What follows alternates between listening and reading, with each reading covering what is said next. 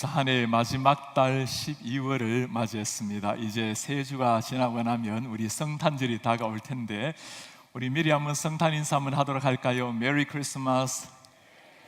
다시 한번 더 할까요? 메리 크리스마스. 성탄 인사는 우리가 1년 내내 해도 하나님을 찬양하는 그 인사, 못다할 인사입니다. 성탄하면 먼저 떠오르는 것이 메리, 즐거운이라는 단어일 겁니다. 선물, 또 기쁨, 또 즐거움. 그러나 성탄의 진정한 주인이라면 우리 예수 그리스도가 되시겠죠. 이 성탄의 주인공 예수님께서 이 땅에 오시기까지 참 많은 눈물과 아픔이 있었습니다.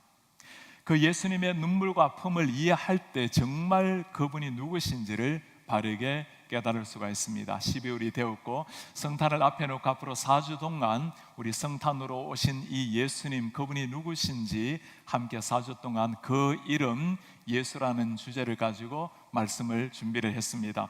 오늘은 이사야서 말씀에서 우리가 소중히 간직해야 될 주 그 이름 예수, 그리고 다음 주에는 이사야서 53장 죽음으로 우리를 살리신 주 그 이름 예수, 셋째 주에는 이사야서 61장에서 하나님이 보내신 회복의 주 그 이름 예수, 넷째 주에는 이사야서 9장에서 우리 위에 세상에 오신 주 그 이름 예수, 이사야서 말씀을 가지고 그 이름 예수란 제목으로 주님의 오심을 함께 예비하려고 합니다. 구약에서 예수 그리스도에 대해서, 메시아에 대해서 가장 잘 설명해 놓은 말씀이 이사야서의 말씀입니다. 이사야는 예수님에 대해서 어떻게 설명을 하고 있을까요? 제가 보스턴에서 신학 공부를 할 때 구약 시간이었습니다. 한 랍비가 이사야서 53장을 어떻게 해석하는지 유대 랍비의 강의를 듣게 되었습니다. 그분이 강조하는 이겁니다. 이사야서 53장에 기록된 사람은 절대로 메시아가 될 수가 없다라는 거였습니다. 그의 연약한 모습, 그의 고난받는 모습은 절대로 우리가 기대하는 메시아가 될 수가 없다라는 주장이었습니다. 유대인들이 생각하는 메시아가 어떤 사람인지를 보여주는 중요한 사상을 보여주는 강의였습니다. 많은 유대인들이 이사야서 읽다가, 특별히 53장을 읽다가 예수님을 만나기도 합니다. 루이스 레피데스라는 교수님이 있습니다. 바이올리아 대학교에 성경을 가르치는 교수님입니다. 유대인으로 태어났고 정통 유대인으로 자라나다가 7년 동안 깊이 회당에서 생활했던 분입니다. 이분이 한 사람 전도자의 안내로 예수님을 만나게 되었습니다. 그 전도자가 그렇게 부탁을 했어요. 당신 유대인들이 읽는 그 구약 성경 자세히 읽어보면 예수님이 나온다고, 이사야를 읽어보라고. 처음에 그 이야기 들었을 때는 굉장히 발끈했습니다. 유대 경전이, 구약이 유대 경전인데 어떻게 신약에 예수님이 나온단 말인가. 창세기부터 예수님을 관심을 가지고 성경을 읽기 시작했고, 이사야 읽다가 오늘 우리가 읽은 본문 53장의 눈길이 멈추었었습니다. 예수님이 오시기 전 이미 700년 전에 그 예수님에 대해서 너무나 세밀하게 설명해 놓은 그 이사야 53장을 만나게 된 겁니다. 고난 당하신 그 예수님이 바로 나를 위해서 오신 예수님이라는 것을 만나게 된 겁니다. 이사야서 53장은 읽을수록, 깊이 읽을수록 우리의 진정한 메시아 예수님을 만나게 됩니다. 유대 랍비들은 이 이사야서를 금서로 정하기도 하고 특별히 53장은 읽지 못하게 하곤 합니다. 제가 말씀을 준비하다가 정말 유대인들이 그런가 하고 우리 이스라엘에서 오랫동안 선교 사역을 했던 김현일 선교사님께 연락을 드려보았습니다. 정말 유대인들은 이사야서 말씀을 읽지 못하게 합니까? 네, 그렇게 답변을 해왔어요. 자신도 그것이 궁금해서 이스라엘에 있을 때 유명 랍비에게 물어보았답니다. 정말 이사야서를 53장을 읽지 못하게 합니까? 그 랍비는 나 자신도 53장은 읽지 않고 다른 사람들도 가급적 읽지 않도록 권면을 합니다라고 답변해 왔습니다. 우리 선교사님이 참 놀라운 간증을 또 하나 들려주었습니다. 4년 전에 예루살렘에 유명한 유대 랍비가 있었습니다. 그분이 이사야서 53장을 읽다가 대낮에 잠이 들었어요. 꿈속에 예수님이 나타나셔서 그분을 만나 주신 겁니다. 내가 바로 53장에 약속된 메시아라고, 눈물로 감격하며 그 예수님을 만났고 그 길로 그리스도인이 되어서 지금 이스라엘 텔아비브의 메시아닉 주 교회의 신도가 되어 있습니다. 지금 승유사님은 이스라엘에서 추방을 받아서 지금 뉴욕에서 이스라엘 대상으로, 유대인 대상으로 말씀을 전하고 있습니다. 당신의 딸이 다니는 학교에 유대교 선생님이 있어서 금요일 안식일에 집에 한번 초대를 했어요. 그리고 식사를 잘 하고는 이사야를 펼쳤습니다. 53장을 읽으니까 이분이 깜짝 놀랐어요. 유대인들이 읽지 않는 성경을 읽기 시작했기 때문입니다. 그리고는 이제 함께 점점 마음을 열기 시작했고 예수님을 나누고 있는 중이라고 말씀해 왔습니다. 구약 성경에서 분명하게 말씀하고 있는 예수 그리스도, 구약 전체가 예수님을 예언하고 있지만 특별히 이사야서 곳곳에 그리고 53장에 확연하게 나타나 있는 그 예수 그리스도, 예수님의 모습이 어떠할까요? 오늘 1절에 하는 말씀입니다. 우리가 전한 것을 누가 믿었느냐? 여호와의 팔이 누구에게 나타났느냐?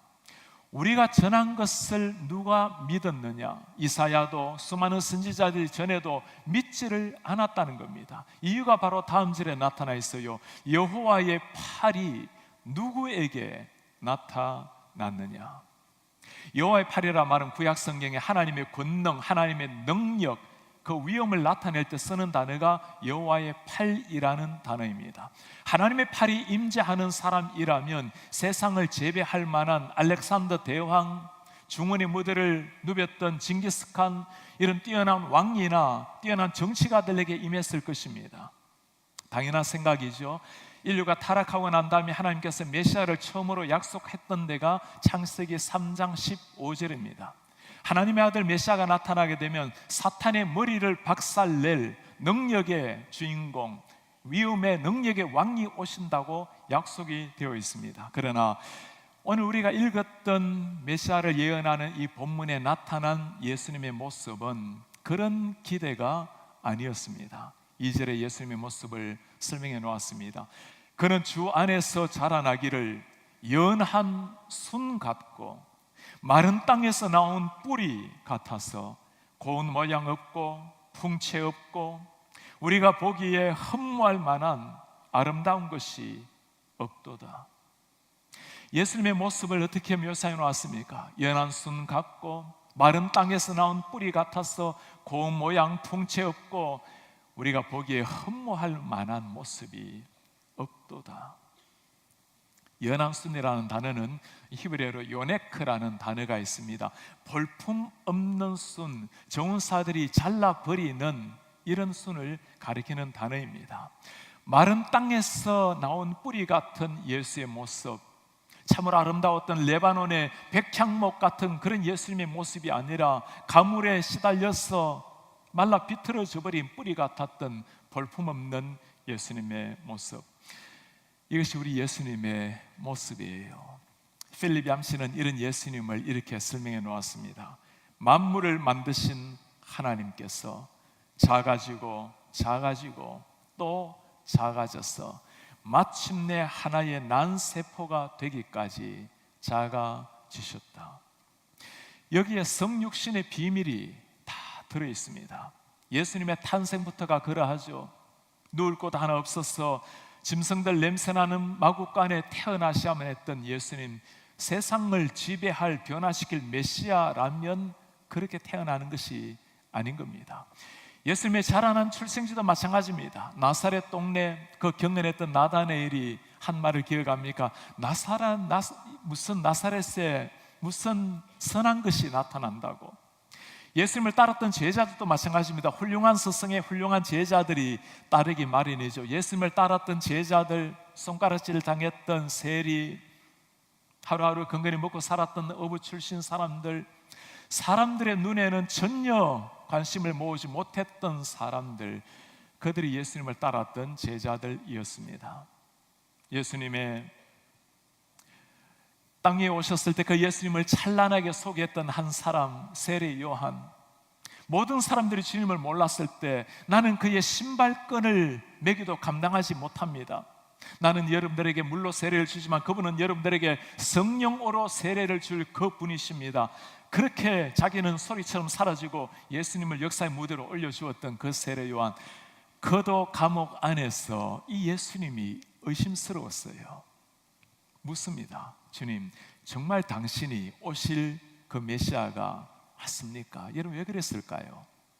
세례 요한도 구약에 기록된 메시아를 잘 알고 있었습니다. 그분은 이 땅에 오셔서 능력가로 우리 인생을 죽음 가운데 살려내시고 우리를 새롭게 하시고 자유를 주실 그 메시아, 예수님이 하시는 일은 그게 아니었어요. 연약한 자들, 가난한 자들, 버림받은 자들, 그들과 함께 먹고 마시며 다녔던 그 예수 그리스도, 지금 세례 요한은 감옥 안에 잡혀와 있습니다. 나같이 감옥에 잡혀있는 사람, 이렇게 무고하게 잡히는 사람을 당장이라도 구원해 내시고 억압받는 저 로마에서 우리 민족을 구원해낼 그 메시아를 기다렸는데 그분의 모습은 그게 아니었어요. 오늘날도 이렇게 생각하는 사람들 참 많이 있죠. 정말 인류를 구원할 메시아가 될 정도의 사람이라면 오른밤을 때리면 왼밤까지 되어주라고, 그런 유약한 사람이 메시아가 될 수 없다라고 사람들은 생각을 합니다.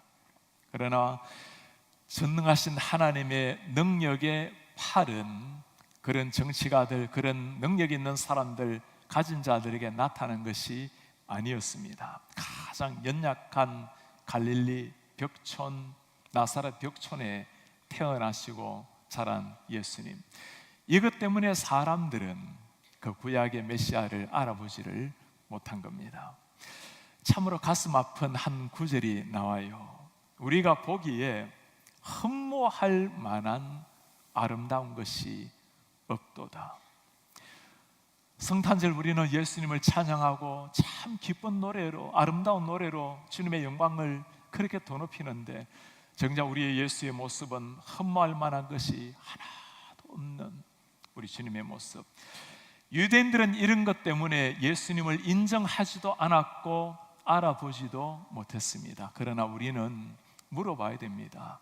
왜 예수님이 이렇게 오셔야만 했는지. 전능하신 하나님, 천지를 창조하신 그 하나님께서 어떻게 이런 비참한 모습으로, 연약한 모습으로 땅에 오셨는지, 다 때문이에요. 우리 때문인 겁니다. 영원한 죽음에 떨어져야 했던 우리를 위해서 주님께서 오셨고, 우리 한 사람 한 사람을 구원하시기 위해서 비참한 모습으로 이 땅에 오셔서 제물이 되신 우리 예수님, 그 예수님이 하늘의 창조주의 모습으로, 찬란한 영광의 모습으로 이 땅에 오셨다면 죄인된 우리는 누구도 그 예수님을 보지도 만나지도 못했을 겁니다. 이런 예수님이 이 시기에 우리의 연약함, 우리의 부족함 다 아시는 분이십니다.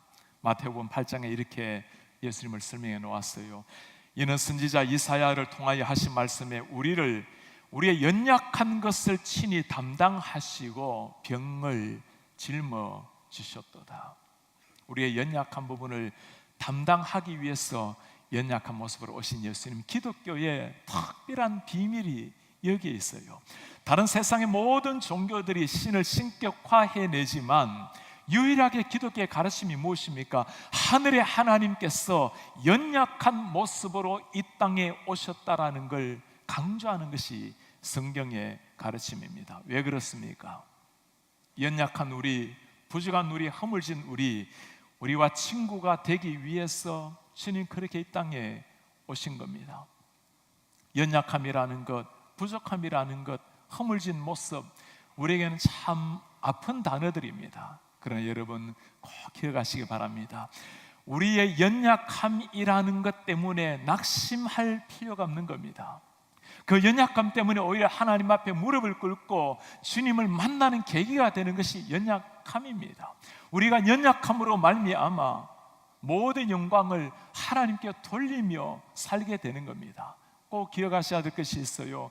우리의 연약함이 우리를 아프게 만들지만, 그러나 전능하신 하나님께서는 우리의 연약함 때문에 우리를 싫어하시거나 버리는 일이 없다라는 사실입니다. 왜 그렇습니까? 주님 당신께서 우리의 연약함을 짊어지러 주님이 오신 겁니다.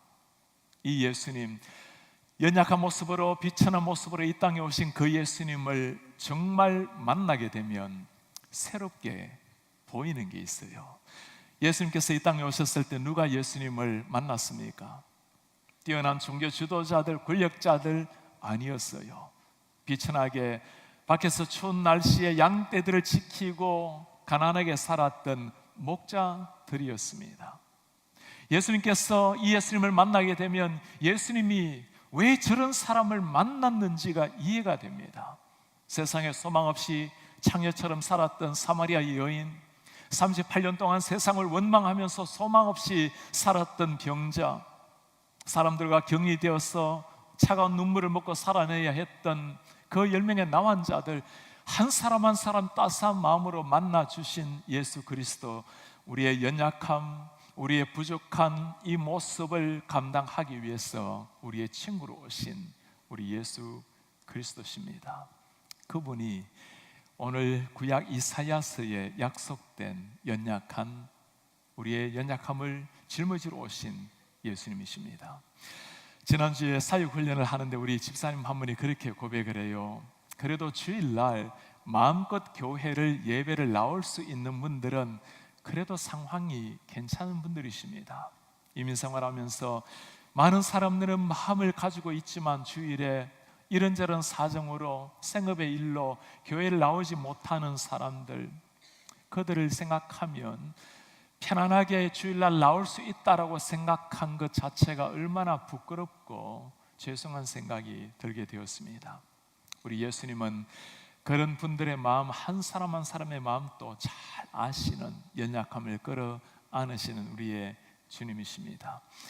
우리가 흠모할 만한 모습 하나 없는, 아름다운 모습 없는 우리 주 예수 그리스도, 나를 위해서 그렇게 오신 그 주님을 우리는 어떻게 반겼을까요? 3절에 우리의 반응이 나타나 있습니다. 그는 멸시를 받아 사람들에게 버림을 받았으며 간고를 많이 겪었으며 질고를 아는 자라. 마치 사람들이 그에게서 얼굴을 가리는 것 같이 멸시를 당하였고 우리도 그를 귀히 여기지 아니하였도다. 주님이 당하신 일이 뭐죠? 멸시를 당하고 버림을 당하고 간고를 당하신 주님. 왜 주님이 그렇게 오셔야만 되었습니까? 전능하신 하나님, 하늘의 창조주께서 이렇게 오셔서 멸시를 당하고 조롱을 당하고 그런 이유가 무엇입니까? 다른 데서 이유를 찾는다면 아직 우리는 주님을 모르는 겁니다. 나 자신도 모르는 거예요.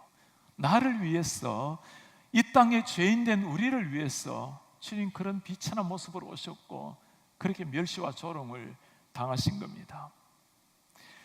이 주님을 우리가 어떻게 대했습니까? 멸시하고 조롱하고 가장 가슴 아픈 한 단어 표현이 있어요.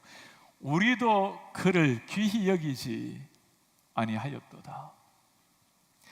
제가 한 주 내내 이 말씀을, 이 구절을 읽으면서 너무너무 죄송하고 심장이 아파왔습니다. 우리도 그를 귀히 여기지 아니하였도다. 그 우리가 누구겠어요? 바로 제 자신, 내 자신 때문이었습니다.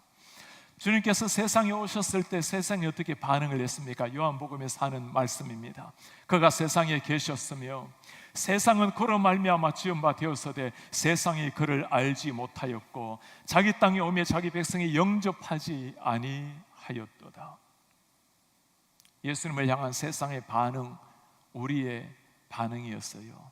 그분을 알지도 못했고 영접하지도 아니했습니다. 예수님 십자가 돌아가실 때 여러분 기억하십니까? 네가 정말 메시아라면 뛰어내려서 내 자신을 증명해보라. 침을 뱉고 조롱하고 멸시하고 원망했던 사람들, 예수님의 제자들마저 한 일이 무엇이었습니까? 주님께서 고통스럽게 땀이 피가 되도록 기도하던 그 순간에 잠을 청했던 제자들, 누가 크냐를 가지고 서로 싸웠던 제자들, 예수님 십자가 돌아가실 때 주님을 저주하고 배신하고 도망갔던 그 제자들.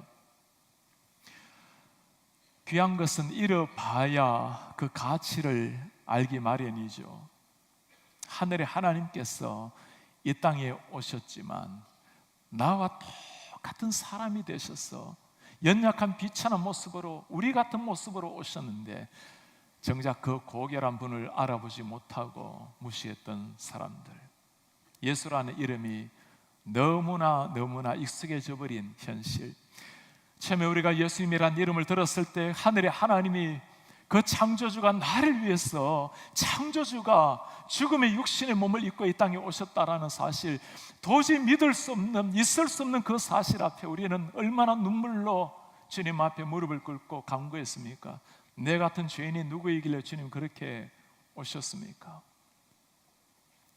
지금 우리 마음속에 더 이상 예수님이라는 이름을 불러도, 아버지 하나님이라고 불러도 더 이상 우리의 심장이 뛰지 않는다면, 설레지 않는다면 우리는 주님을 그렇게 대해서는 안 되는 겁니다.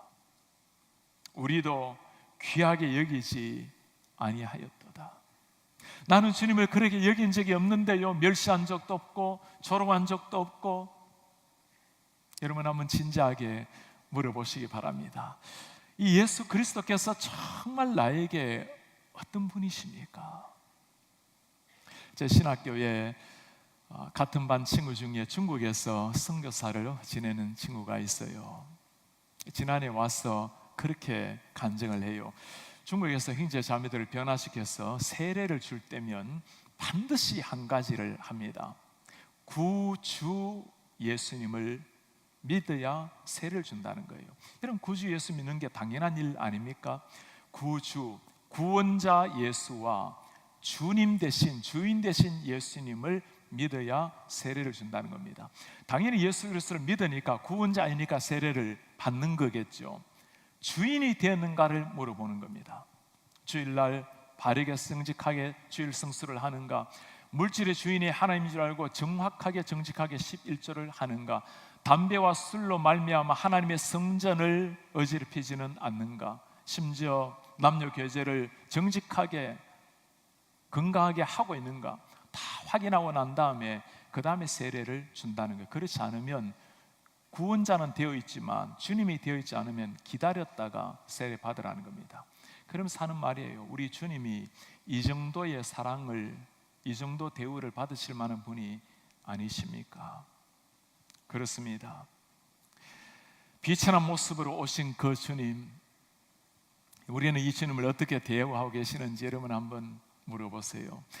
성탄절에 우리는 준비하면서 사랑하는 자들을 위해서 선물을 준비하고 즐겁게 캐럴을 부르면서 그날을 맞이하지만, 정작 이 성탄의 주인으로 오신 그 예수 그리스도를 우리는 어떻게 대하고 계십니까? 정말 이 분이 나의 왕이요 나의 주님이시라면 내 속에 진정한 평강과 진정한 만족, 기쁨을 누리고 있습니까? 정말 이분이 나를 위해서 십자가에 피를 흘리신 그 주님이시라면, 누군가 나를 위해서 피를 흘리신 이 사실 앞에 아무 일이 일어나지 않은 것처럼 살아서는 안 되겠죠. 그분이 누구인지 알아야 될 것이고, 어떤 분이시길래 그 찬란한 하나님 영광을 버리고 나를 위해서 오신 분인지 그분을 알아간다면, 아는 만큼 우리는 주님을 사랑하게 될 것이고 그만큼 헌신이 나오게 될 것입니다. 인생의 목적도 달라지겠죠. 하루하루 한 날, 1년, 10년 오직 나를 위해서, 내 자녀를 위해서, 우리를 위해서 살다가 인생을 끝낼 수는 없게 될 것입니다.